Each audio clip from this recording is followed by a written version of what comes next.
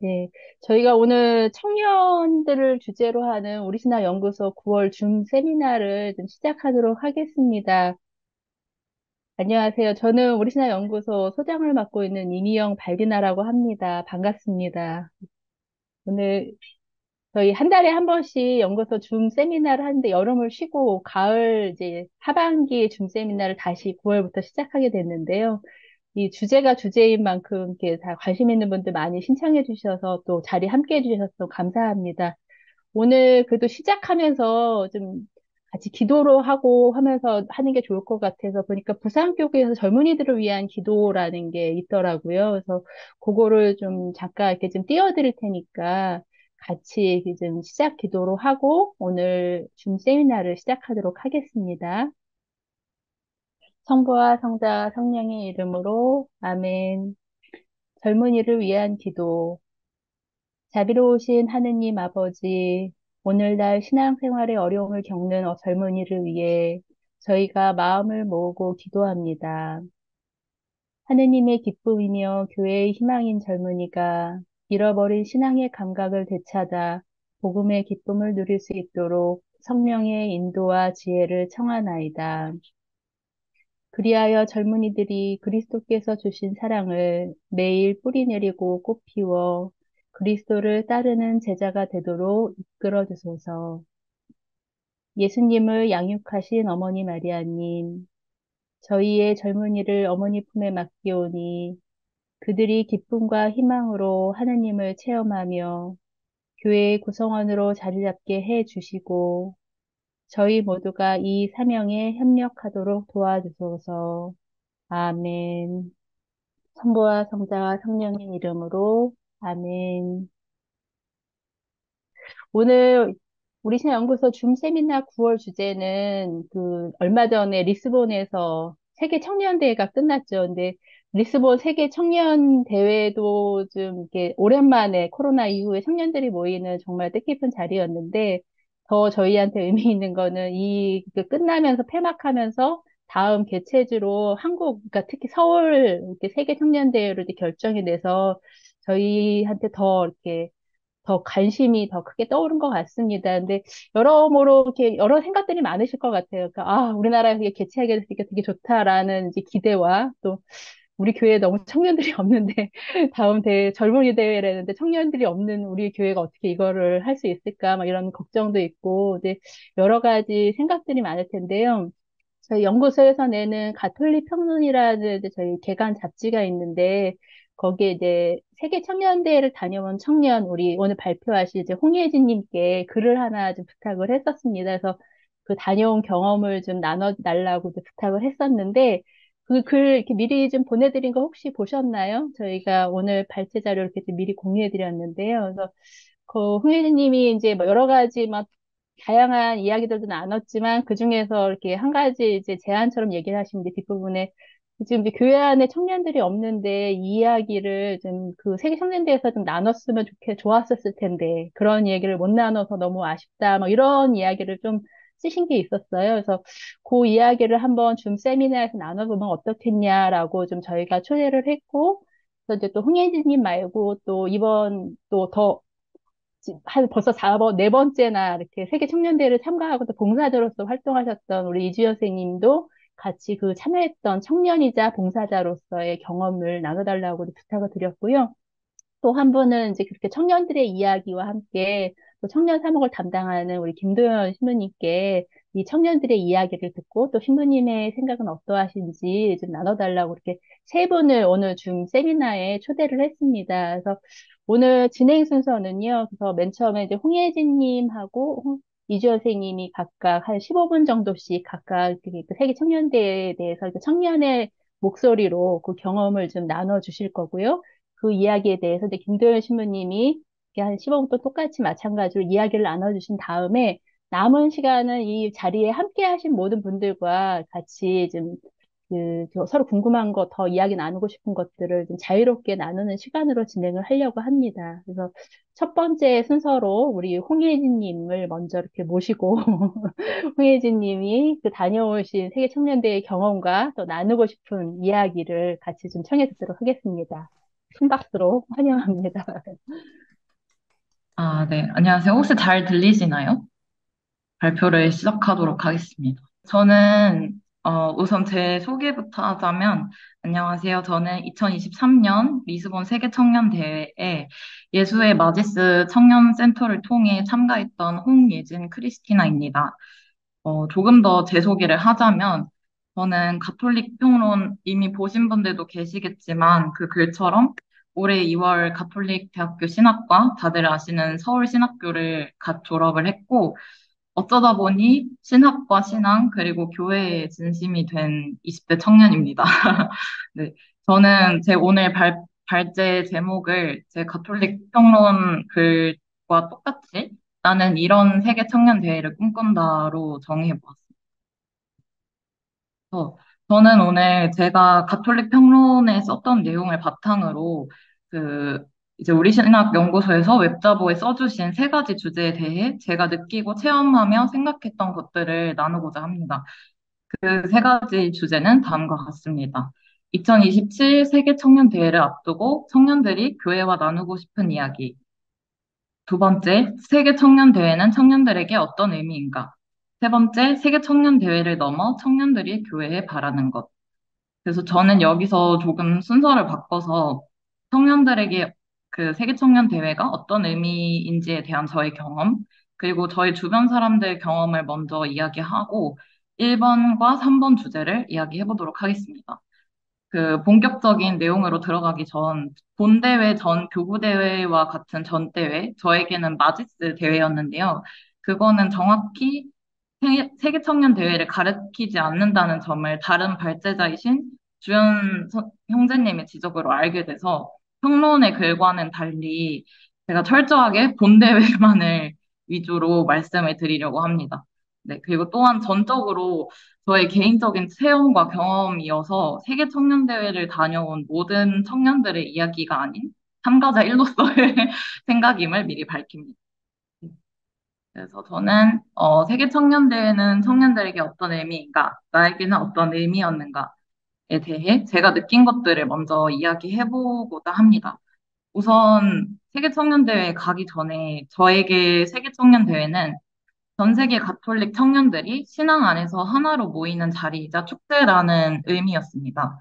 그 후 이번 세계 청년을 다녀온 후 어땠냐는 질문을 정말 정말 많이 받았어요. 근데 이제 세계 청년 대회의 엄밀한 뜻을 알기 전까지는 저한테는 전 대회가 너무너무 좋았어서 정말 좋았다고 막 이야기를 하고 다녔었는데 본대회만 두고 보았을 때는 세계 청년 대회가 저에게 어떤 의미였었는지가 좀 불분명하더라고요. 네, 그래서 물론 가서 좋았던 점이 없는 것은 아니었지만 생각보다 저에게는 실망과 아쉬움이 좀 많이 남았던 것 같습니다. 그래서 그리고 또 슬프지만 세계 청년대회에 참여한 제 주변 다른 청년들에게 또 물어봤을 때 본대회보다는 전대회가 좀 더 좋았고 본대회에서는 큰 의미를 찾지 못했다는 청년들이 생각보다 더 있었습니다. 네.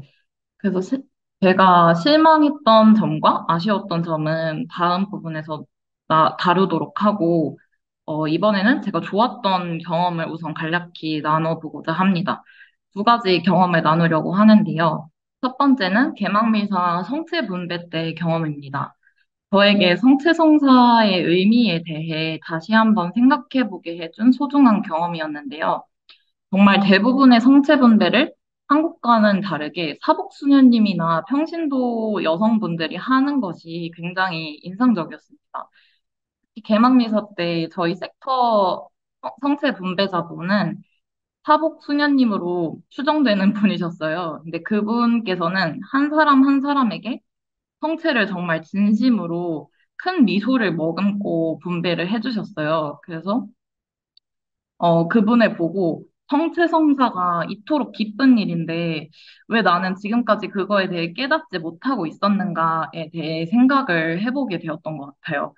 그래서 한국 교회에서 제가 성체를 모실 때는 대부분 사제분들이 성체 분배를 하는 과정에서 그저 기계적으로 성체 분배를 해주시는 사제분들을 만나면서 저 또한 그렇게 기계적으로 성체를 모시고 있던 것이 아닌가 하고 반성해 볼 수 있었습니다. 그리고 두 번째는 십자가의 길 기도입니다. 이때는 미리 준비되었던 기도문이 정말 인상 깊고 정말 좋았는데요. 현 시대에 맞추어 지금 세대가 직면한 문제들, 특히 청년들이 직면한 문제들을 잘 녹여냈고, 그리고 전 세계 청년들의 신앙과 삶을 들어볼 수 있어서 굉장히 소중했던 시간이었습니다. 또한 준비한 기도문을 그 춤으로 풀어내는 과정들이 굉장히 아름다웠습니다. 그 다음으로 이제 세계 청년 대회를 앞두고 청년들이 교회와 나누고 싶은 이야기에서 우선 제가 본 대회에서 아쉬웠던 부분을 나누어 보고자 합니다. 소위 말하는 행정적인 부분과 프로그램적인 부분 두 가지로 저는 생각이 들었는데요. 행정적인 부분은 간단히 이야기하고 넘어가자면 사전 준비의 미흡, 그리고 인파로 인한 것이 근원이었다고 생각합니다. 그래서 영어 자막 통역 준비나 JMJ 어플리케이션이라고 세계 청년 대회만을 위한 어플리케이션이 있었어요. 근데 그게 그 어플리케이션으로만 대회의 모든 정보를 알 수 있어서 네트워크 환경이 좋지 못한 곳에서는 아무것도 할 수 없고 그 어플리케이션으로만 모든 정보를 알 수 있다 보니 많은 프로그램들을 몰라서 놓칠 수밖에 없었던 점들이 있었던 것 같습니다. 또한 인원 제한은 있지만 사전 신청을 받지 않아 너무 많은 인원이 모여 프로그램 참가를 제한당하거나 안전사고가 일어날까 두려웠던 개폐막 미사 입회장 인파 관리 등이 있었습니다. 프로그램적인 부분에서는 첫 번째, 수호 성인과 개최지에 대한 것이었습니다. 어떤 수호 성인이 있는지, 그들이 어떤 삶을 살았는지, 왜 이번 대회의 수호 성인으로 선정된 것인지에 대한 충분한 홍보나 프로그램이 부족했던 것 같아 매우 아쉬웠습니다. 저는 누가 있는지 정도는 대충 알고 있었지만, 이 대회에 수호 성인이 있었냐고 반응하는 사람들도 있었습니다. 또한 개최지 지역교회의 특성이나 역사를 대회에서 잘 느낄 수 없었던 점도 아쉬웠습니다.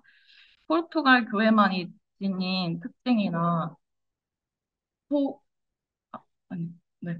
포르투갈 특징이나 포르투갈의 유명한 성인 등 개최지의 역사와 전통을 전 세계 청년들에게 보여줄 수 있는 부분이 많았을 것 같습니다. 하지만 포르투갈의 특성과 문화는 다소 배제된 채 그냥 유럽 성당, 그냥 유럽 미사, 그냥 프로그램의 느낌을 많이 받았습니다. 그리고 두 번째로 교회의 미래에 대해 깊은 이야기를 나눌 수 있는 공식적인 장이 없었던 것도 아쉬웠습니다. 교회에서 청년들의 모습을 찾기 힘들어진 것은 이미 전 세계적인 현상이라고 생각합니다. 이 문제에 대해 아직 교회에 남았으며 세계 청년 대회까지 참석한 열정 가득한 청년들이 생각하는 해결책과 교회의 미래와 희망은 무엇인지 공유하고 사목자들이 함께 이야기를 나누는 자리가 없었던 것은 굉장히 유감스러웠습니다. 그리고 세 번째로 저는 주교님들의 교리 교육 시간이 굉장히 또 아쉬웠는데요. 저는 모든 교리 교육을 참여한 건 아니고 하루만 참여했었는데 어떤 주교님이신지는 모르겠지만 기억이 잘 안 나지만 이 주교님께서 청년들에게 관심이 있으신 것은 맞는지 의문이 들 만큼 내용도 그다지 매력적이지 않고 주제와 부합하는지도 의구심이 들었던 시간이었습니다. 그리고 또한 행정과 프로그램 둘 다 벗어나 있는 이야기이긴 하지만 한국 참가자들 안에서 교구 참가자가 아니면 대회 측과 원활히 소통하거나 자료를 공유하는 것이 늦어지고 폐막미사 다음 개최지 발표 때 교황님을 가까이에서 뵙는 기회에 대해 알 수도 없던 것이 좀 아쉬웠던 것 같습니다. 제가 굳이 따지자면 수도회 쪽 참가자이기도 하고 주변에 교구 참가자인 친구가 있어서 확실히 느낄 수 있었던 것 같습니다. 그런 부분에. 그래서 저는 살짝 내가 비주류 참가자인가 이런 생각이 들 정도로 네, 그런 경험이 있었고요. 그렇다면 2027년 세계 청년 대회를 앞두고 제가 교회와 하고 싶은 이야기를 나눠보겠습니다. 이건 어쩌면 그 앞에 3번 주제, 세계 청년 대회를 넘어 청년들이 교회에 바라는 것, 이것과도 연관이 될 것이라고 생각이 듭니다. 저는 우선 첫 번째로 청년대회인 만큼 청년들이 준비 진행 과정에서 주체적으로 다양하고 많은 역할과 의사결정을 했으면 좋겠습니다. 또한 그 과정에서 교회가 청년들의 니즈를 충분히 충족시키고, 그 다음에 청년들에게 충분한 어떤 보답이라고 해야 할까요? 이게 금전적인 걸 떠나서 그런 거를 해주었으면 좋겠다고 생각을 합니다. 성직 중심주의, 교회 내 권위주의가 매우 강한 우리나라에서 모든 것은 이제 사제를 통해 결정이 내려지게 되는데, 결정 과정에서 청년들의 이야기를 듣고 그들이 원하는 방향으로 결정하는 사제분들도 분명 계시지만, 권위적인 태도로 청년들의 의견보다는 자신이 원하는 방향으로 결정을 내리고 청년들의 의견을 무시하는 분들도 종종 만나게 되는 것 같습니다. 그래서 따라서 청년들이 주체가 되어 만들어가고 청년들이 원하는 것을 충분히 충족할 수 있는 청년대회가 되었으면 좋겠다고 생각합니다. 또한 청년대회를 만들어가는 청년들에게 교회가 충분한 보답을 해야 한다고 생각합니다. 저는 지금 서울교구의 한 본당에서 유초등부 주일학교 선생님으로 2년째 봉사를 하고 있는데, 이게 주일학교 교사뿐만 아니라 교회 내에서 봉사하고 있는 청년들의 이야기를 들어보면 교회 내에서 봉사하다가 소모되어 냉담하는 수가 굉장히 많다고 들었습니다. 정말 이건 마음이 아픈 현실이라고 생각하고, 적어도 청년대회를 준비하고 진행하는 과정에서 이런 일이 없는 건 불가능하겠지만 훨씬 적었으면 좋겠다고 바라고 있습니다. 그리고 두 번째로는 개최국인 만큼 청년대회에 대한 이해도를 높이고 한국 특성에 맞게 교회일치와 종교 간 대화를 지향하는 청년대회였으면 좋겠습니다. 사실 저도 발제를 준비하면서 그 발제를 준비하면서 청년대회에 좀 더 자세히 알게 되었는데요. 이 행사는 가톨릭에 국한된 행사가 아니라 모든 종교, 나이 제한 없이 열려있는 행사라는 것을 알았습니다. 저는 참가자이지만 이거를 발제를 준비하면서 알았기 때문에 갔다 오고 나서야 이런 사실을 알게 되었습니다.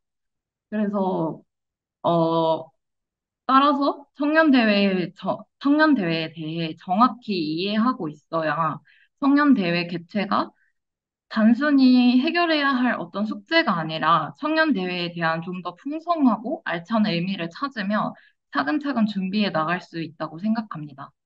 또한 앞에서 언급했듯 이와 함께 다종교 국가인 한국 특성에 맞게 교회 일치와 종교 간 대화를 지향하는 청년대회였으면 합니다. 제가 활동하고 있는 포콜라레를 혹시 다들 아시나요?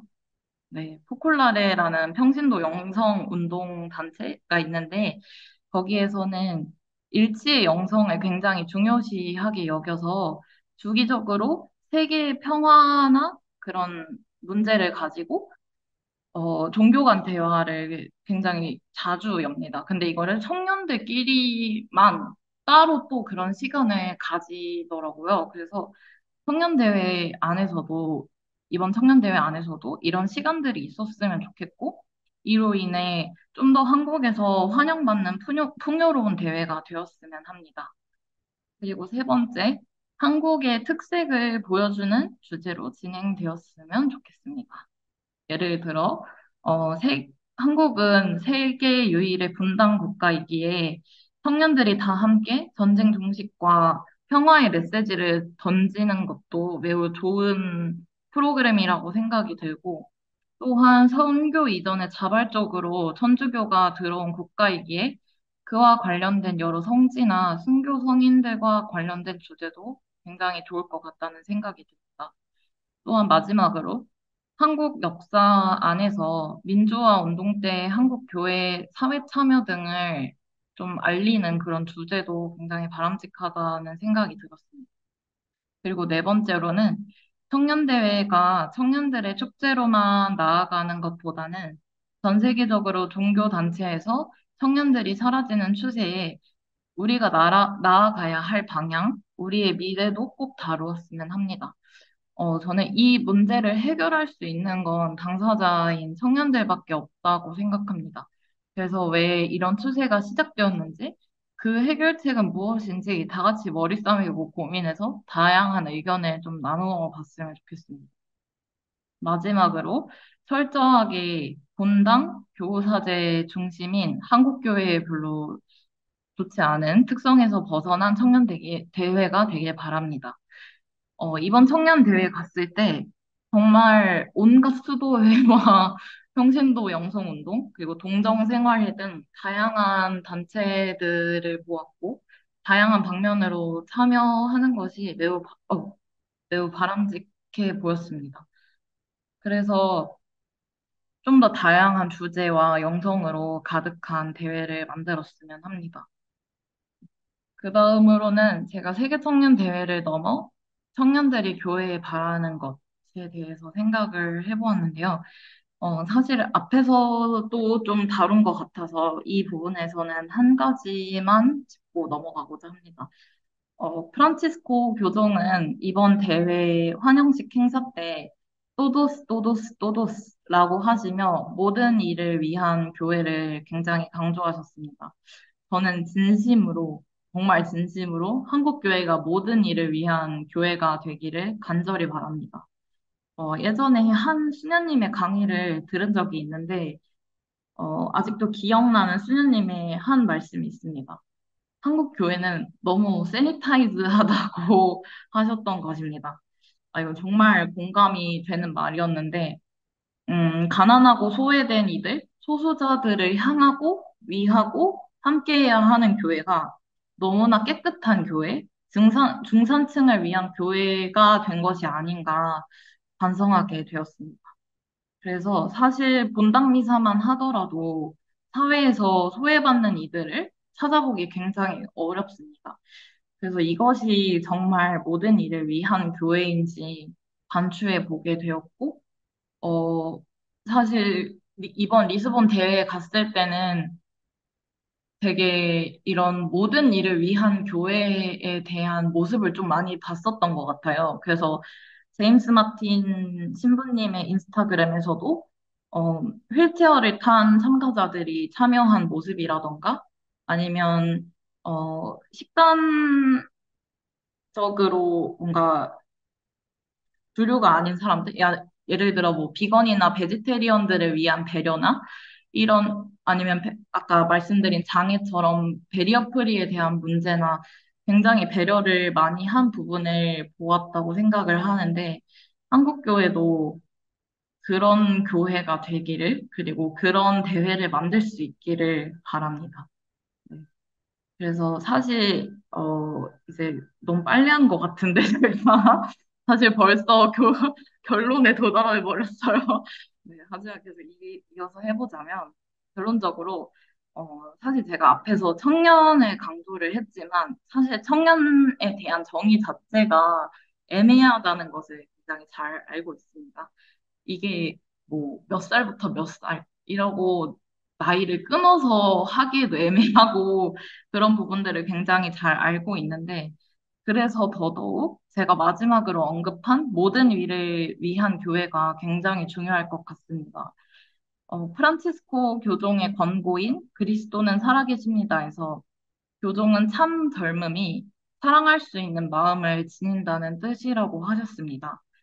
현재 한국교회는 다음 대회 개최지로 선정되어 굉장히 들떠 있는 분위기이지만 준비하고 참여하는 모두가 참 젊음을 유지할 수 있는 사람일 수 있도록 노력하면서 그리고 모든 일을 위한 교회일 수 있도록 노력하면서 모두가 안전하고 풍요롭고 은총 가득한 시간을 보낼 수 있도록 노력해야 한다고 생각합니다. 감사합니다. 네, 고맙습니다. 저희가 이렇게 한 15분 내에 이렇게 짧게 말씀을 해달라고 해서 되게 미안했는데, 그래도 많이 이렇게 전달해 주실 내용들을 충분히 전달해 준 것 같아요. 조금 이제 그 사전 설명을 드리자면은 그 세계 청년대회에 참여할 수 있는 그룹들이 되게 다양한 걸로 알고 있거든요. 그러니까 교구 참가자도 있고, 수도회 참가자도 있고, 개별로 뭐 신청해서 가시는 분도 있고, 여러 이제 교회 단체를 통해서 가시는 분도 있는데, 우리 홍예진님은 그 예수에서 하는 이제 마지스라는 그 그룹을 통해서 이제 그 수도회 저기를 했기 때문에, 그러니까 참가자로 갔기 때문에, 그 본대회 전에 이제 마지스 행사, 그 이제 이냐시오 순례 이런 것들도 많이 하셨어요. 그래서 사실 이제 가톨 평론회는 그 마지스 때가 너무 좋으셨기 때문에 그걸 많이 나눠주셨는데, 오늘 발표 때는 그 본대회에서 느꼈던 것들을 더 깊이 나눠주셔서 또 그 안에서의 느꼈던 또 좋은 점과 또 아쉬운 점들도 좀 같이 나눌 수 있었던 것 같습니다.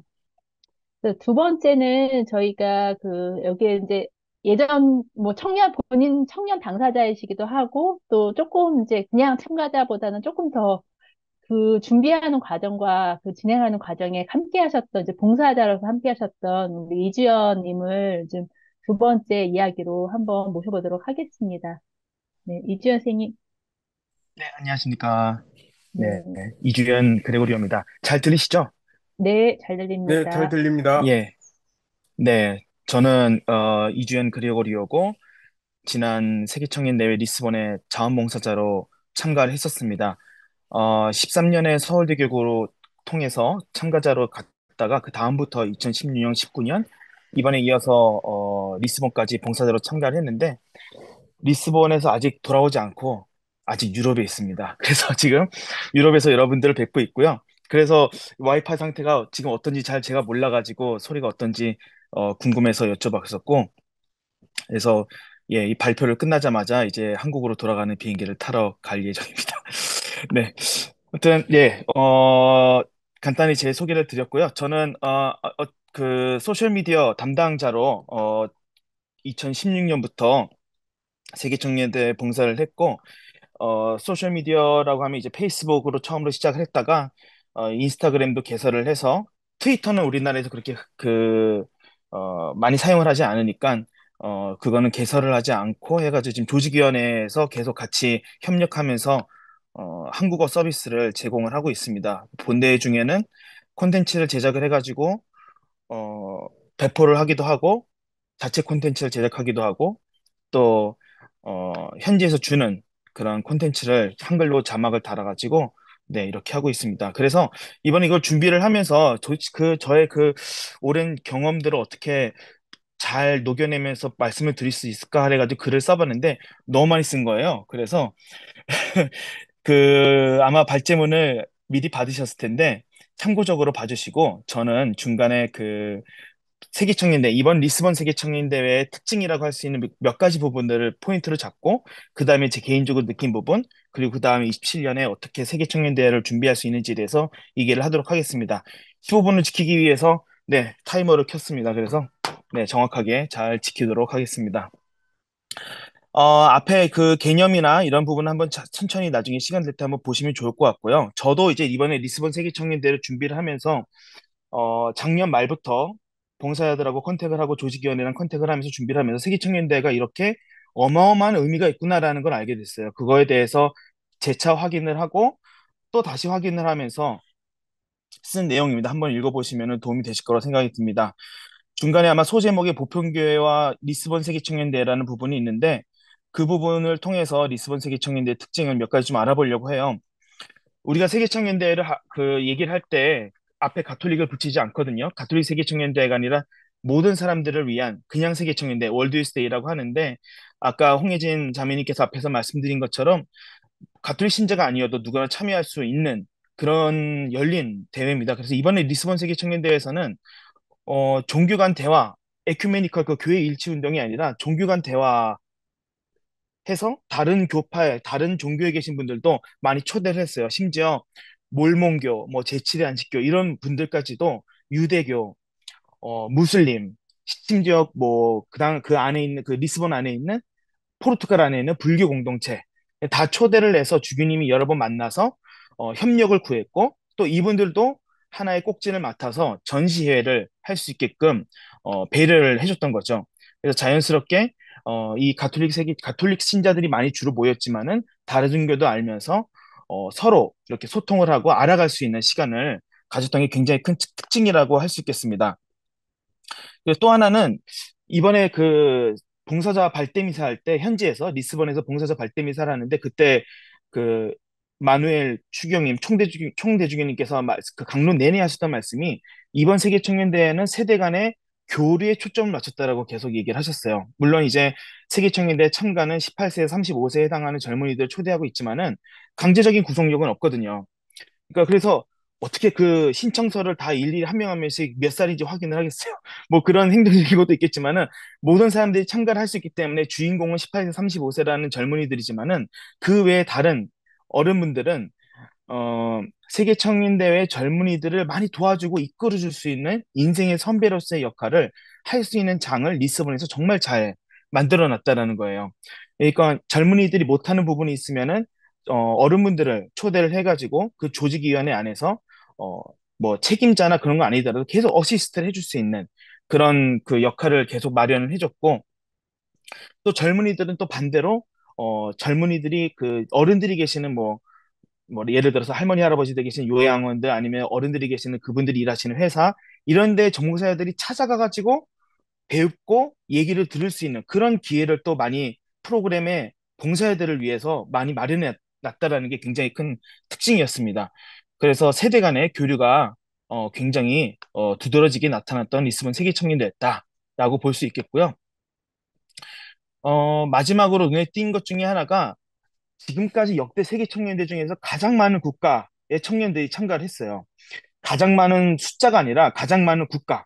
그러니까 최초로 이제 불교 국가인 부탄에서도 거기는 부탄에서는 제가 알기로는 공식적으로 가톨릭이 인정이 못 받는 나라로 알고 있는데 그 거기서도 신부님 한 분과 청년 몇 명이 같이 초대를 받아서 리스본에 왔고 이뿐만 아니라 중국, 일본, 베트남, 몽골 또 몽골은 또 우리나라 같이 그 한국 청년들하고 교류 시간을 같이 어우러졌고 또 아프리카에서 경제적으로 어려움을 겪고 있는 많은 젊은이들 한 명이라도 세계 청년에 참가할 수 있도록 배려를 했던 시간이었습니다. 그리고 지금 우크라이나와 러시아와 전쟁 중인데 두 나라 청년들도 같이 초대를 해서 세계 청년대회에서 그만큼은 서로 미워하거나 이렇게 헐뜯지 않고 하느님 안에 좀 평화를 누리면서 집중할 수 있는 그런 시간을 가졌다라는 게 굉장히 눈에 띄었습니다. 이 세 가지 모든 것들에 대한 특징은 바로 그 우리 보편교회 가톨릭이라는 이름 자체를 그대로 드러낼 수 있는 충분히 보편성을 드러낼 수 있는 그런 국제 행사였습니다. 그래서 굉장히 인상 깊었고 이 가운데에서 저는 세계 청년대를 왜 계속 참가를 하는가라고 생각을 했을 때 일기를 뒤죽뒤죽 했었어요. 그래서 거기에 일부를 제가 거기에 남겼었는데, 저는 우리나라가 약간 우물안 개구리 같은 느낌이 들었거든요. 많은 사람들하고 교류를 할 수 있는 장이 부족하다고 생각이 들어요. 특히 다른 나라, 외국에서, 제가 살았던 경험이 있는데, 거기선 자연스럽게 다른 나라 사람들이 그 교류, 이거 왔다 갔다 하면서, 뭐, 내가 원하지 않아도 만나게 되면서 이런저런 얘기할 수 있는 시간이 있는데, 우리나라는 그런 기회가 많이 없잖아요. 그래서 세계청년대에서만큼은 같은 신앙 안에서 어 물론 이제 이론적으로는 알고 있지만 같은 신앙 안에서 너도 하느님을 믿네? 나도 하느님을 믿네? 알고 보니까 물론 이제 머리로는 알겠지만 마음 깊이 같은 하느님이구나 라는 신앙적인 체험을 할 수 있는 그런 시간이 바로 세계청년대회였고 인상 깊었던 건 2016년에 크라코브 세계청년대회에서는 폴란드 청년들이 한국 청년들하고 대화를 많이 하기를 원했어요. 왜냐면 그 친구들도 역사 안에서 나라를 빼앗긴 그런 그 경험이 있었기 때문에 그 경험을 과연 아시아에 있는 한국에서 과연 어떻게 느끼고 그 안에서 교회의 역할이 무엇이었는가에 대해서 굉장히 궁금해하더라고요. 그런 부분을 나눌 수 있는 그런 시간이 되었었고 이번 리스본 세계청년대 같은 경우에는 아무래도 케이팝이나 이런 것들이 관심이 많잖아요. 그런 한류 드라마라든지 그런 문화들이 관심이 많아. 자연스럽게 한국 사람들이 오면은, 멀리서 왔어. 한국인이 대단하네라가 아니라, 아니, 한국이란 나라에서도 우리 가톨릭, 이런 가톨릭 행사에 왔단 말이야 하면서, 그래, 한국에서는 종교가 어떻게 되니? 한국에서의 신앙생활을 어떻게 하니? 한국에서 청년들은 또 매주 청년 미사를 드리면서 어떤 활동을 하니, 신앙 프로그램 무엇이 있니, 성당은 어떻게 생겼는지 등등등 이런 모든 것들을 나눌 수 있는 그런 시간들이었어요. 그러니까 내가 생각하는 것들을 다른 나라에 사는 사람들도 생각할 수 있고 같은 고민을 할 수 있다라는 공감대를 형성하게 되고 또 그렇기 때문에 함께 힘을 얻고 서로 용기를 줘가면서 세상을 향해서 나아갈 수 있는 그런 발판이 될 수 있다라는 건데 그게 신앙 안에서 이루어졌다라는 거 가장 인상 깊었던 세계 청년대였습니다. 그래서 이런 모든 것들을 통해서 우리가 2027년 세계 청년대를 어떻게 준비해야 되는가? 가장 먼저 필요한 것은 앞에서 홍희진 자매님이 얘기하신 것처럼 세계 청년대회, 세계 젊은이의 같은 말인데 이게 어떤 의미인지 다 알아야 될 것 같아요. 단순히 역사를 아는 게 아니라 왜 순례인지, 이게 왜 참가하는 사람들 순례자라고 하는지 가장 먼저 선행돼야 할 분들은 사목자분들이 많이 알아야 되고 오해되는 부분들은 오해를 풀어야 되고 또 그 이해를 통해서 세계 청년대를 준비할 때 청년들을 잘 이끌어주고 잘 가르쳐 줄 수 있는 역량이 좀 필요하다라는 게 좀 그런 생각이 듭니다. 왜냐하면 우리나라에서 저는 생각하기로는 세계 청년 대회를 단순히 이벤트로 국제 행사로만 생각을 하고 하나의 그런 뭐라 해야 될까요? 한국에서 치르는 여름 본당 캠프 같은 그런 느낌을 굉장히 많이 받고 있거든요. 그게 아니라 가서 하느님을 중심으로 기도하고 세계 청년들하고 어울릴 수 있는 신앙을 표현하는 자리라는 것을 조금 사목자들이 이해를 하고 청년들에게도 알려주고 그래야 그 청년들도 청년대회에 가서도 현지에서도 그게 더 가슴 깊이 하느님을 느끼고 체험할 수 있는 시간이 될 수 있을 거라 저는 생각이 듭니다. 그래야 조금 이탈이 없지 않을까요? 이 세계청년대 가면 가장 큰 문제점이 항상 그 신부님하고 청년들이 빠이가 가지고 술 진탕 마시고 뭐 이번에도 좀 있었지만 뭐 밖에다 갑자기 노상방뇨해가지고 경찰에 걸리고 뭐 이런 일이 너무 많았어요. 이러면 안 된다라는 거예요. 순례에서. 예. 이런 사건 사고들이 너무 많습니다. 특히 한국 사람들 중심으로 또 뭐 기념 티셔츠라든지 이런 걸 주면은 다 버려요. 왜냐하면 면세점에서 쇼핑해야 된다고. 이런 것들이 왜 버리면 안 되는지에 대해서도 설명을 해줘야 된다는 거죠. 그렇다고 해서 이 청년들에게 그 청년 티셔츠를 그럼 주지 말자 이런 극단적으로 생각을 할 필요는 없고요. 잘 알려주고 이해하면은 충분히 좋은 순례가 될 거라 생각이 듭니다. 자, 두 번째 또 하나는 지금 제가 밖에 있어가지고 아마 좀 소음이 있는데 네. 예, 두 번째로는 서울 세계 청년대회가 교구 본당 수도회가 다 연결이 되어 있어서 저는 생각이 들어요. 매년 젊은이의 날, 세계 청년대회하고 세계 젊은이의 날은 같은 건데 교황님께서 매번 젊은이의 날 메시지를 발표하시면서 청년들이 어떻게 살아야 되고 교회에서는 어떻게 준비해야 되고 이런 것들에 대해서 언급을 해주세요. 근데 그거에 대해서 읽고 있는 과연 사목자들이나 청년들이 얼마나 있을까 굉장히 의심이 되는데 리스본 같은 경우에는 이걸 읽고 교구에서 연구를 하고 이걸 가지고 이제 각 본당과 지구나 이런 수도회나 이런 데에서 1년간 잘 살아갈 수 있는 프로그램들을 진행을 합니다. 그러면 다시 1년 뒤에 다른 날에 그 다음 차수가 오면 교황님께서도 메시지를 발표하시면 그 메시지를 다시 읽고 또 다시 묵상하고 연구하고 또 다시 1년 살아가고 이렇게 계속 순례의 여정이 계속 이어나가는 거예요. 이런 게 우리나라에서도 굉장히 필요할 것 같고요. 그리고 서울대교구라는 울타리를 거침없이 무너뜨려야 된다고 썼는데, 제가 발제문에 쓴 것처럼 서울 세계청년대회지 서울대교구 세계청년대회가 아니거든요. 그러니까 서울대교구 안에서 열지만은 서울대교구가 대표성을 갖고 세계청년대회를 주최를 하는 것이지 서울대교구 안에서만 뭐라 해야 될까 울타리를 이렇게 쌓아놓고 하는 대회가 아니라는 거예요. 그래서 서울대교구 사람들만 채용을 하는 게 아니고 서울대교구 사람들끼리만 일을 하는 게 아니고 준비를 하는 게 아니고 정말 다양한 사람들이 이 서울에 와가지고 또 아니면 뭐 이렇게 지금 이렇게 줌으로 대화하는 것처럼 멀리서라도 기여할 수 있는 바를 서울대교구에서 마련해줘야 된다고 저는 생각을 합니다. 리스본 세계청년대 조직위원회뿐만 아니라 그동안 역대 세계청년대회 전부 다 이렇게 진행을 했었습니다. 리스본 세계청년대회는 특히 최근에 있었으니까 다 포르투갈 출신이 아니에요. 포르투갈 출신은 반도 안 됩니다. 나머지는 다 외국인들, 폴란드 사람, 어디지, 저희 브라질에서 온 사람, 이런 사람들이 굉장히 많았고, 포르투갈 출신의 청년들 안에서도 리스본 출신은 정말 극소수에 해당이 돼요. 나머지는 다른 교구, 심지어 저 멀리 3, 4시간 걸리는 다른 교구에 있는 청년들이 일주일에 한두 번씩 와가지고 리스본에서 봉사하고, 이런 장들이 굉장히 잘 마련이 돼 있었다라는 게 인상적이었던 거죠. 우리나라도 그렇게 해야 된다고 생각이 들어요. 서울대교구라는 울타리를 꼭 무너뜨렸으면 좋겠다는 생각이 듭니다. 그리고 또 하나는 집단이기주의. 우리나라 사회에서 굉장히 큰 저는 문제점이라고 생각이 드는데 개인주의화가 아니라 집단이기주의.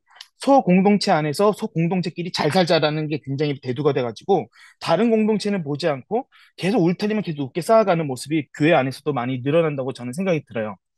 계속 구분하려고 하고 소속을 물어보고 이번 세계청년에 대해서 한국인 봉사자들이 굉장히 푸지법을 받았는데 너희들은 한국 사람들이지만 조직위원회에 소속이기 때문에 우리 한국교회랑 아무 상관이 없어. 그래서 우리는 아무런 사목적 돌봄을 해줄 수가 없어. 라고 여러 번 통보를 받았어요. 정말 많은 봉사자들이 상처를 받았고 뭐 불미스러운 일이 있었을 때에도 너희들은 리스본 소속인데 리스본에 서기로 지 왜 우리한테 요청을 해? 왜 한국 대사관에 컨택을 하고 그러는 거지? 문제를 만들지 말라라고 오히려 타박을 받았던 경험도 있었어요. 대놓고. 절대 그러시면 안 된다고 저는 말씀을 드리고 싶습니다. 어, 그리고 그래서 저는 얘기하고 싶은 거는 우리나라는 좀 사목적 배려가 사목적 행정에 좀 가로막혀가지고 제대로 많이 배려가 없다고 저는 힘들다고 저는 생각이 들어요. 그래서 좀 이렇게 주객 정도가 되지 않도록 좀 자각을 하고 어느 정도 성찰을 할 필요는 있다고 저는 생각이 듭니다.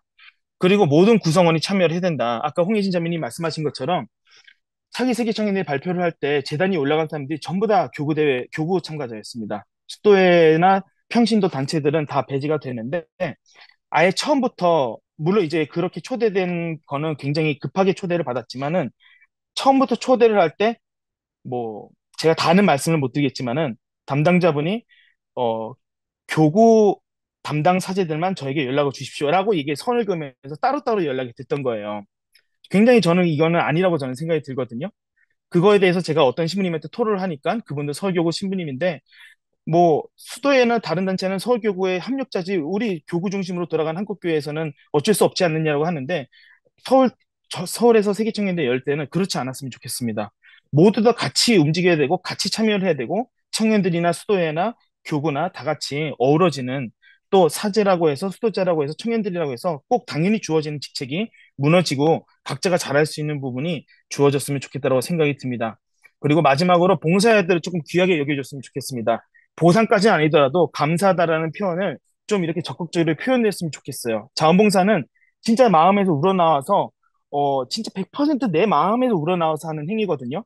근데 가끔 보면은 이걸 강요하시는 사목자들도 있고 심지어 교회 안에 그 공동체 안에 사목회장 사목회장 뭐 어른분들 분과장분들 왜 청년들이 이런 거 해야지라고 이렇게 강요를 하시는 분들이 있어요. 이거는 자원봉사가 아니고 이건 노동착취라고 저는 얘기를 단언할 수 있는데 굉장히 그 숫자 한 장 차이거든요. 내 마음에서 우러나와서 하느냐 강제적으로 하느냐 내 마음에서 우러나오는 자원봉사자들에게 보상까지는 아니더라도 고마워하는 교회의 모습을 적극적으로 좀 표현을 해줬으면 좋겠다라는 생각이 듭니다. 그래서 나가면서 마지막으로, 이제 한국교회가 굉장히 위상이 높다고 하지만은 사실 가톨릭 인구가 그렇게 많지는 않거든요. 우리나라에서 100명 중에 10명밖에 되지는 않아요. 그래서 제가 지금까지 외국에서 계속 인터뷰를 했던 질문 중에 공동적인 게 그렇다면은 나머지 가톨릭 신자가 아닌 사람들, 절반 이상이 무신론자라고 하는데 어떻게 이 사람들을 설득시킬 것인가? 라에 대한 질문을 굉장히 많이 받았습니다.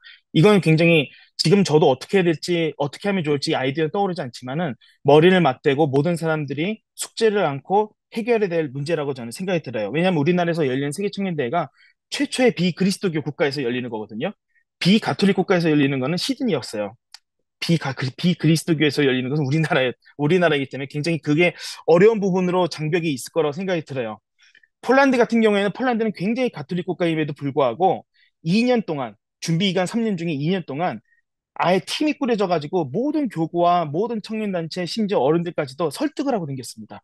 제발 도와주세요, 도와주세요. 한마음이 되어주세요. 우리는 아마 그거보다 더 많은 노력을 해야 되지 않을까 싶습니다.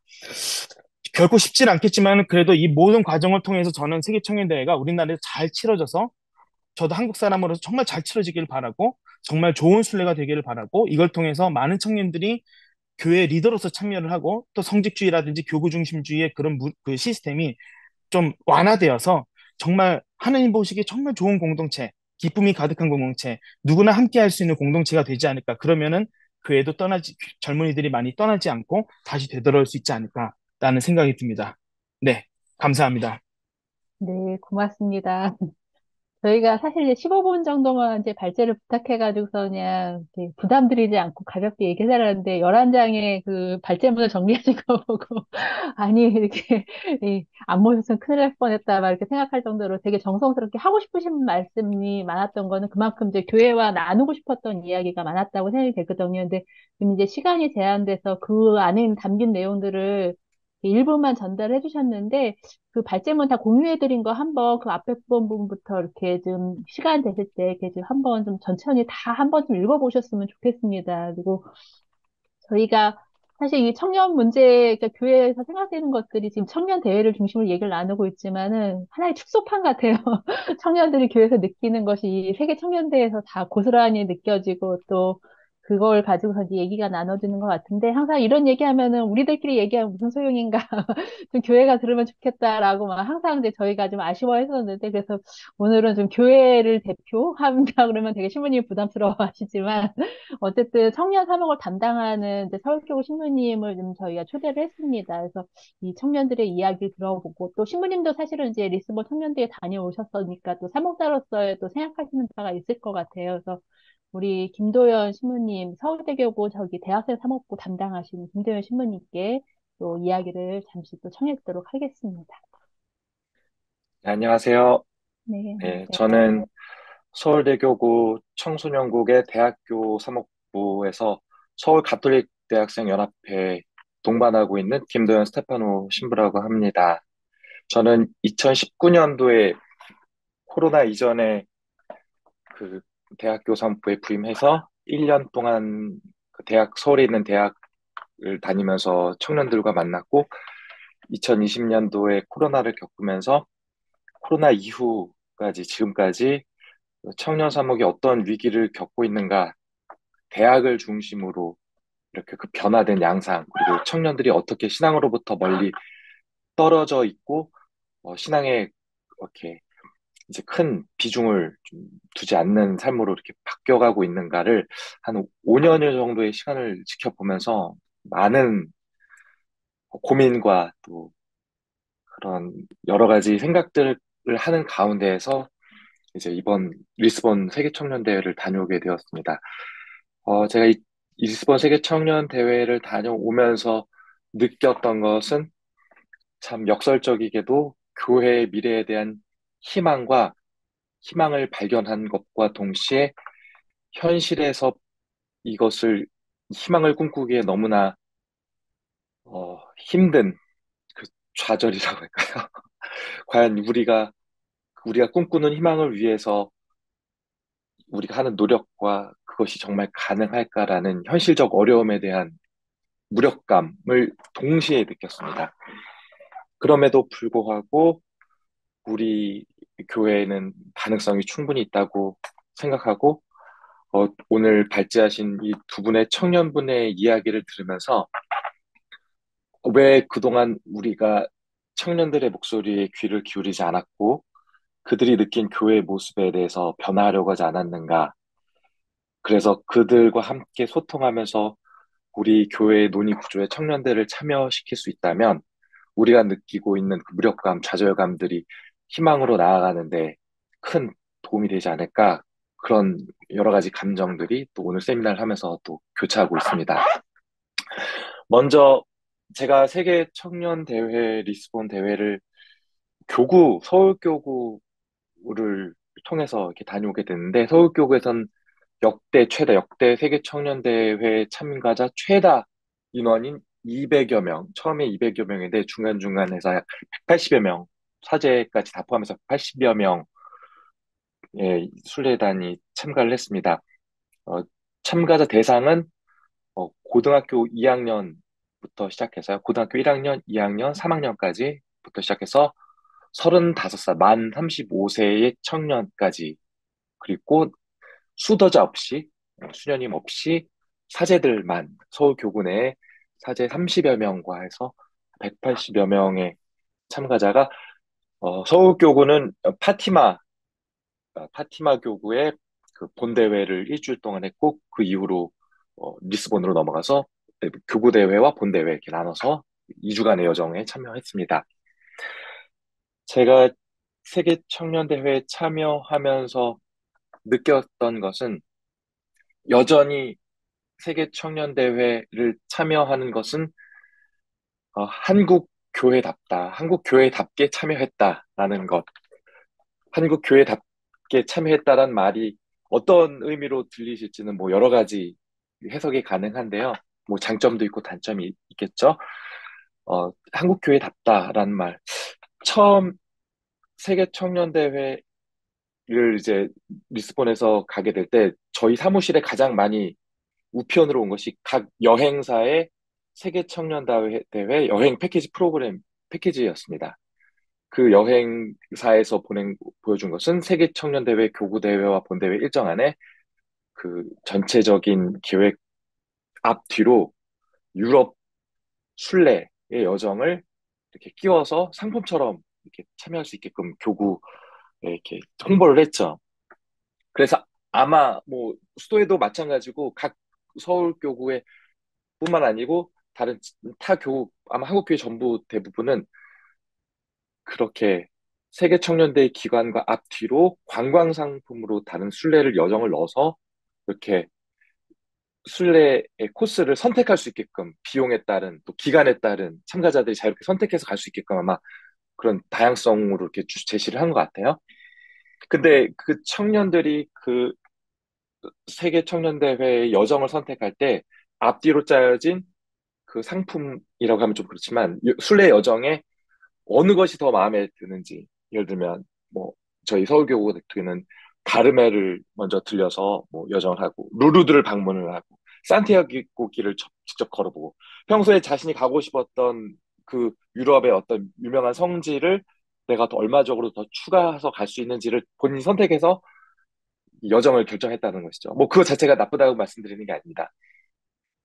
그러한 처음에 준비 과정에서부터 본 세계 청년 대회에 직접 참여하는 그 전체 과정에서 제가 느꼈던 것은 아 이것이 절대로 세계 청년 대회가 어떤 관광 상품의 하나의 프로그램으로서 참가자들에게 전달돼서는 안 될 텐데 앞뒤로 그렇게 붙여진 어떤 그런 일정들을 통해서 혹시 그러한 오해가 생기지 않도록 정말 준비를 잘해야 될 텐데 였고 실제로 세계 청년대회에 참여한 청년들 중에 일부는 이것을 여기 유럽 관광의 어떤 느낌으로 이걸 접근했다라는 것. 그래서 여러 가지 불편한 점들이라든지 그 많은 어떤 여러 가지 이 유럽 여행과는 다른 점에서 오는 그런 어떤 충격에서 벗어나오지를 못해서 굉장히 많은 실망을 하는 청년들도 있었고 실질적으로 어떤 종교적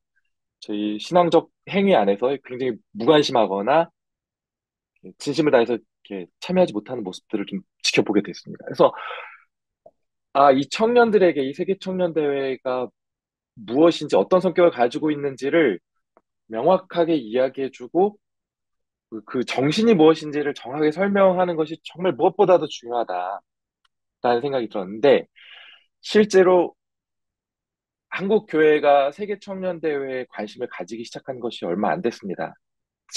저도 그렇고 사제가 된 이후로 2019년도에 파나마 세계 청년 대회를 원래 서울교구에서 유치하려는 시도가 있었고요. 근데 그 당시에는 이제 파나마가 선정이 됐었죠. 그때 전후로 해서 2018년도, 2019년도 즈음에서 그때부터 세계 청년 대회가 무엇인지 관심을 가지기 시작했고 세계 청년 대회가 이렇게 3년에 한 번씩 이루어지는 대회가 아니라 매년 교구별로 세계 젊은이의 날이라는 이름으로 매년 이루어지고 있었구나라는 것들을 교구 사제들도 이제 조금씩 알기 시작했고 그때부터 관심을 가지기 시작했다라는 것이죠. 그래서 사실은 우리 교회가 세계 청년 대회에 대해서 정확하게 그 의미를 알고 있고 그 정신이 뭐고 영성이 무엇인지 교구에서도 사제들뿐만 아니라 교구에서도 알기 시작한 지가 얼마 안 됐습니다.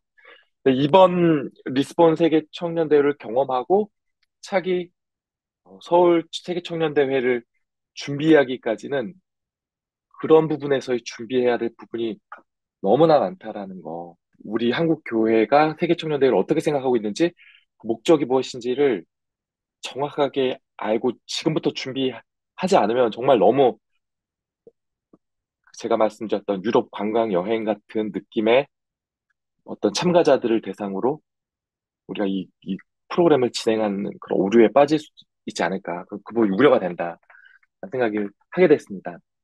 그럼 교구장님께서 왜 서울 교구장님께서 왜 세계 청년 대회를 유치하고자 하셨는가 그 목적을 봐야 되는데요.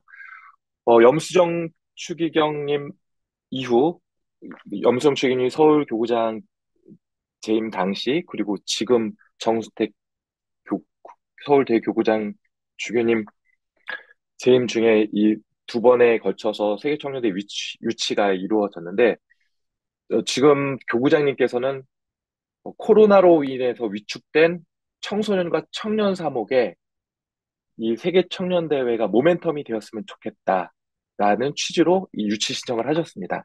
그건 무엇이냐면 세계 청년 대회 자체가 아니라 그 4년이든 5년이든 그 준비하는 기간 동안 우리 교회가 청년들과 청소년들을 이 세계 청년 대회를 목표로 두고 함께 이 행사를 준비해 가면서 함께 다 같이 하느님 체험을 하는 어떤 그릇을 만들자라는 취지에서 이 유치를 신청하셨고 실제로 유치가 되었죠. 그런데 과연 우리 한국 교회 내에서 교회 안에 있는 청년들에게 그러한 목적을 달성하기 위해 어떤 아젠다를 던지고 달성하기 위해 함께 모이고 논의하고 관심을 그쪽으로 끌고 갈 수 있을 만한 지금 현재 한국 교회 분위기가 형성이 되어 있는가? 여러분 뭐 서울교구 본당만 하더라도 가장 청년들이 많다고 하는 서울교구 본당만 하더라도 청소년 사목, 청년 사목 정말 처참합니다. 코로나 이후로 완전히 교회 자체의 청년을 찾아보기가 어려울 정도로 많이 무너져 있는 상태에서 그런 목적을 달성하기 위해 논의를 시작하는 것조차도 과연 가능할까? 환기시키는 것이 가능할까라는 무력감에 사실 빠지게 되기도 합니다. 그렇다면 우리 교회 사목자들뿐만 아니라 평신도 수도자들이 함께 모여서 무엇을 준비해야 되는가? 저는 우리가 무엇을 줄 수 있는가? 우리가 가지고 있는 고유한 한국 교회의 영성이 무엇인가를 그리고 우리가 함께 공유할 수 있는 신앙 컨텐츠가 무엇이 있는가를 빨리 만들어야 된다고 생각합니다. 참고로 서울교구뿐만 아니라 전 한국 교회가 세계 청년들 앞에서 우리는 이러한 모습으로 하나님을 찬양해, 하나님께 경배드려, 예배드려라고 자랑스럽게 보여줄 수 있는 것이 과연 무엇이 있을까? 솔직히 말해서 저는 자신이 없습니다. 네. 아까 홍예지 자매님께서 우리 교리 교육, 주교님의 교리 교육에 대해서 굉장히 실망하셨다고 하셨는데요. 저는 이번 본대회 3일 동안 교리 교육, 그, 한국인들 모두 모여서 하는 주교님의 교리 교육을 3번 다 참가하면서 너무나 큰 실망을 했습니다. 한국 교회 주교님들의 교리 교육의 내용뿐만 아니라 그 교리 교육을 위해서 준비한 각 교구별의 그 프로그램 컨텐츠가 너무나 부끄러울 정도로 빈약해서 정말 얼굴을 들을 수 없을 정도로 정말 우리 교회 현실이 이더구나 정말 처참하게 느꼈습니다. 초등학생들이나 하면서 느낄 만한 또 율동과 찬양과 하면서 저희 참가한 고등학생들이 신부님 이래서 저희가 성당에 안 나오는 거예요 라는 생생한 이야기를 했습니다. 왜요? 초등학생들이 하는 걸 청년들이 지금 하고 있잖아요. 저희 고등학생들도 하기 싫어하는 걸 저 언니 오빠들이 좋아하겠어요? 라고 이야기를 하는 걸 보면서 우리가 시급하게 우리 신앙 콘텐츠를 빨리 개발하고 우리가 이웃들에게 나눠줄 수 있는 전 세계 청년들과 자랑스럽게 공유할 수 있는 무언가를 자랑스러워할 수 있는 우리 스스로가 기뻐서 보여줄 수 있는 어떤 신앙 콘텐츠를 만들지 않는다면 어떤 청년이 정말 세계 청년들 앞에서 자랑스럽게 한국어로 된 노래를 부를 것이며 한국어로 된 기도로 자연스럽게 바칠 것이며 그들이 보여주기 위해서가 아니라 4년 동안 삶과 신앙이 일치돼서 자연스럽게 그들에게 우리의 신앙은 이런 모습이야라고 보여줄 수 있는 것이 과연 지금이 있으며 앞으로 4년 뒤에 그것이 나올 것인가? 그렇지 않다면 저는 냉정하게 얘기해서 차기 세계 청년 대회는 한국 청년 없는 외국 청년들이 모인 세계청년대회가 되지 않을까 가장 우려스럽습니다. 그래서 그러한 준비를 어떻게 해야 되는가? 아까 홍예지 자매님이 제시한 저는 두 가지를 아주 깊이 공감했는데요. 저 역시 한국 교회, 한국인들만이 고유한 어떤 전 세계적인 특징, 분단 국가라는 현실. 그래서 북한에도 분명히 지금 교회가 있고, 교회, 박해받는, 교회가 분명히 있다라는 것. 그리고 우리가 그들이 여전히 우리의 도움을 필요하고 전 세계가 북한 교회를 위해서 함께 연대하면서 통일을 위해서 우리가 함께 준비할 수 있다라는 것. 그런 부분에 어떤 우리 한국 교회가 청년들이 준비해야 할 어떤 컨텐츠가 분명히 있다고 생각하고 그것을 분명히 강조해야 된다고 생각합니다. 실제로 제가 세계청년대회를 마치고 한 2주 동안 스페인 청년 한 55명과 함께 한국에서 머물면서 같이 기도도 매일 성시간하고 매일 미사를 하면서 프로그램을 진행했었는데요. 그들과 함께 DMZ를 방문했었습니다.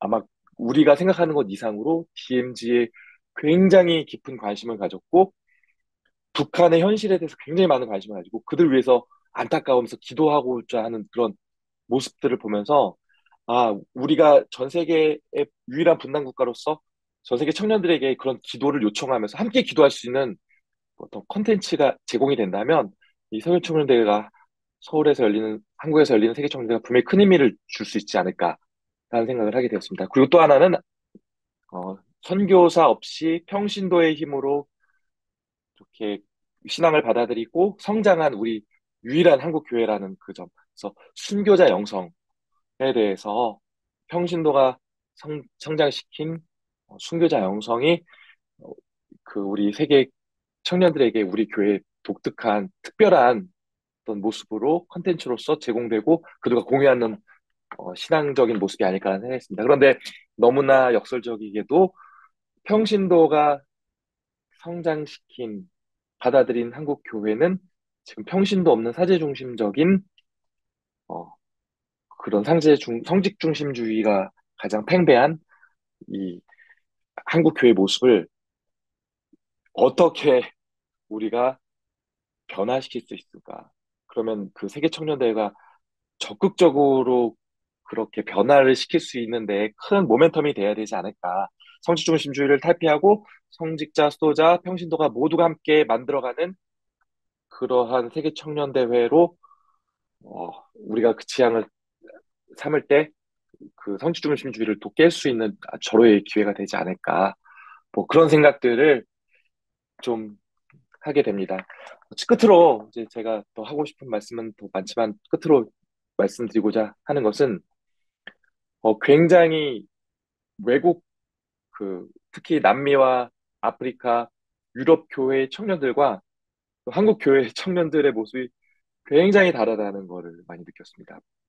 신앙을 표현하는 방식, 또 사고하는 체계, 이웃을 배려하는 태도 너무너무 다르고 또 언어 자체의 한계가 주어지는 어떤 소통의 오류 그런 것들이 너무 커서 이 이질감을 어떻게 극복할 수 있을까? 이 다름을 어떻게 우리가 채울 수 있을까 고민이 많은데 저는 이번 한 달 동안의 경험을 통해서 느꼈던 거는 어, 그런 가장 큰 다른 점들, 그 많은 다른 점들을 뛰어넘는 딱 한 가지가 그 이웃에 대한 배려와 그 사랑을 실천하는 그 태도, 그것을 통해서 모든 것이 다 뛰어넘어지는 것을 실제로 체험하면서, 결국은 이렇게 다름을 통해서도 같다라는 걸 느낄 수 있게 하는 것은 결국 사랑이구나. 이 사랑이 먼저 우선이 되고 그것이 보여질 수 있다면 모든 것들은 다 부수적으로 이렇게 치부될 수 있겠구나. 그래서 그것이 굉장히 희망적이구나라는 것을 발견하면서 우리가 그 세계 청년 대회를 준비하면서 어떤 그 가장 일치의 원리인 성령의 일치 원리인 사랑을 어떻게 실천하고 우리 삶 안에서 살아갈 수 있을까? 뭐 그런 부분들을 좀 구체적으로 고민하면 우리의 어떤 어려운 현실을 희망으로 바꿀 수 있지 않을까 그런 생각을 해보게 되었습니다. 네, 감사합니다. 네, 고맙습니다. 사실 이게 신부님이 이게 뭐 이렇게 대표격으로 얘기하는 건지 되게 조심스럽다라고 얘기는 해주셨지만은 이게 아주 이렇게 그래도 솔직하게 또 느끼셨던 것과 제안하시는 것도 이렇게 나눠주셨어요. 세 분이 모두 다 이렇게 보면은 그 안에서 이렇게 좋은 것들을 사람들한테 뭐 물어보면 당연히 이제 좋았던 것들을 먼저 얘기를 하게 되지만은 이게 조금 우리 교회가 좀 새기면서 다음 세계 홍대를 준비하면서 또 한국 천주교를 위해서 좀 필요한 좀 듣기 싫은 말이지만 그래도 우리가 좀 새겨봤으면 하는 지점들을 이제 몇 가지 이렇게 짚어주셨는데요. 지금부터 한 1시간 정도는 좀 여기 참가하신 분들이 조금 더 궁금한 것도 이렇게 세 분께 좀 질문도 하고 마무리하면서 오늘 발제하셨던 분들 혹시 사실 더 덧붙이고 싶으신 말씀 있으면 한마디씩 이렇게 하면서 마무리하도록 하겠습니다. 우리 홍예진님부터 뭐 더 하실 말씀 있으실까요? 저는 딱히 없고요. 이렇게 많은 분들과 함께 세계 청년 대회 경험 나눌 수 있어서 좋았습니다. 네, 감사합니다. 네, 고맙습니다. 우리 이주연 선생님. 네, 저도 특별한 얘기는 없지만 그래도 이렇게 소통할 수 있는 자리, 앞에 에스테 선교사님께서 얘기해 준 것처럼 서로 소통할 수 있는 자리를 조금 더 많이 만들어졌으면 좋지 않을까. 네, 그리고 이런 기회를 주셔서 너무 감사합니다. 네, 고맙습니다. 아직 국내도 아닌데 비행기 타기 직전에 이렇게 발표해 주셔서 감사드려요. 우리 김도윤님. 네, 저는 좀 드릴 말씀이 몇 가지가 있는데요.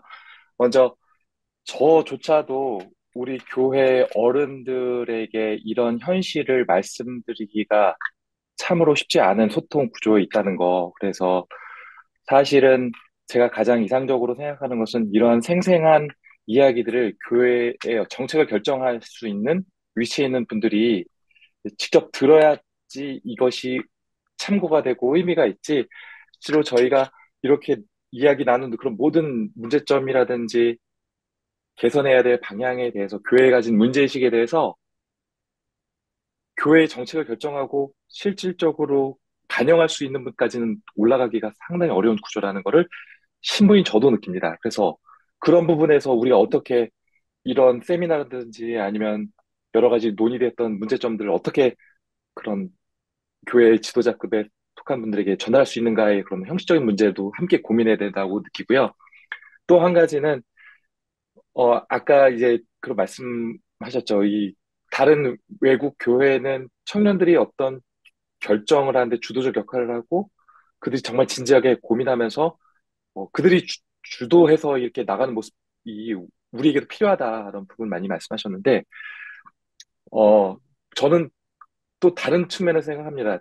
그게 닭이 먼저냐 달걀이 먼저냐 이런 문제일 수가 있는데 그렇다면 그럼 과연 우리 한국 교회 청년들은 그렇게 주도적으로 교회 정책이라든지 어떤 결정이라든지 참여할 수 있을 만큼 교회에 대해서 혹은 하느님에 대해서 중심을 가지고 헌신적으로 일할 수 있는 인재라고 할까요? 하느님의 소명에 응답할 수 있는 사람들이 과연 있는가라고 한다면 사실 제가 가장 이 대학생들, 청년들을 만나면서 가장 힘들고 하는 게 사람이 없습니다. 그런 책임감 있고 자기 삶을 이렇게 희생해 가면서 함께 나아갈 사람이 많지가 않습니다. 그래서 그런 부분에 대해서 과연 우리 한국 교회도 누구를 탓하기 전에 성직자가 그런 기회를 제공하지 않아서인지 청년들이 교회에 관심이 없어서인지 그런 선후 관계를 따질 것이 아니라 그런 문제의식을 모두가 다 함께 공유하면서 그럼 청년들이 도대체 그러면 우리가 이런 판을 만들어줬을 때 들어올 수 있을 만큼 시간적 여유나 교회에 대한 사랑이나 모든 것이 있는가? 그럼 그것을 만들 수 있도록 교회는 어떻게 또 영성적으로 지도하고 이끌어야 되는가? 또 청년들이 만약에 그렇게 주도적으로 이것들을 준비한다고 한다면 청년들 내부에서 사제가 아닌 청년들 스스로 내부적으로 서로가 어떻게 서로를 설득하고 이 논의 구조에 참여시키고 이 그룹을 더 키워가면서 어떻게 주체적으로 주도해 나가면서 이 역할들을 주도적으로 맡을 수 있는가. 청년 내부에서도 함께 고민해야 될 부분이라고 생각합니다. 그래서 이런 모든 것들을 한번 시도해 볼 수 있는 장이 세계 청년 대회가 된다면 뭐 그 나름대로도 굉장히 큰 의미가 있을 거라고 그렇게 생각합니다. 이상입니다. 네, 고맙습니다. 오늘 세 분이 말씀하셨지만은 다 주도적으로 참여하실 수 있을 정도의 역량과 고민들을 다 안고 계신 것 같아요. 이 자리에 함께 하신 분들 많은 분들이 있는데 네, 사실 그 청년 대회를 지금 보면 얘기 나눠보다니까 이게 청년 대회 자체도 중요하지만 그걸 준비하는 과정, 또 그 이후의 과정도 사실은 다 이 연장선에서 다 이게 잘 갖춰져야지 이 대회가 의미가 있는데 사실은 그런 과정을 겪으면서 청년들도 그 안에서 양성이 되는 것 같고요. 또 그 안에서 또 자라나고 또 교회도 같이 그 청년들과 함께 또 같이 자라나는 것 같습니다. 그래서 뭐 이렇게 쉽지는 않아 보이지만은 저희가 이렇게 뭐 줌 세미나를 통해서 이렇게 이야기를 나누기 시작했듯이 이번 세계 청년대회라는 이게 큰 우리에게 초대받은 어떻게 자리인데 이 자리를 통해서 좀 같이 나눌 수 있는 또 같이 좀 자랄 수 있고 성장할 수 있고 성숙할 수 있는 그런 시간이 됐으면 좋겠습니다. 오늘 2시간 훌쩍 넘게 이렇게 함께 해주신 세 분과 여기 자리해주신 모든 분들께 감사드리고요. 마침 기도는 영광성으로 마치겠습니다. 그리고 우리 신앙 연구소의 줌세미나는 한 달에 한 번씩 이렇게 진행을 하고 다음 달 10월 달에도 저희가 항상 마지막 주 월요일 날을 좀 이렇게 하고 이렇게 준비 중심으로 하고 있고요. 이렇게 좀 발대자 사정이 있으면 조금 요일은 변할 수 있는데 다음 달에는 이제 요즘 이제 교육 문제, 그러니까 지금 오늘 이제 교회 문제를 봤는데 조금 세상 문제를 좀 돌아가서 요즘 뭐, 서희초 고등학교 선생님, 초등학교 선생님부터 시작해서 교육 문제가 좀 심각한데 이 문제를 우리 신앙의 눈으로 어떻게 볼 것인가 좀 주제로 저희가 줌 세미나를 좀 준비를 하고 있습니다. 그래서 10월달 줌 세미나에도 같이 함께 해주시고, 또 이제 연구소에서 하는 행사나 이런 것들에 대해서 이제 관심 가지고 같이 좀 해주시면 감사하겠습니다. 네, 마침 기도는 영광성으로 마치도록 하겠습니다. 성부와 성자, 성령의 이름으로 아멘. 영광이 성부와 성자와 성령께 다음과 같이 뭔가 이같이 영상 영원히 아멘. 성부와 성자 성령의 이름으로 아멘. 고맙습니다.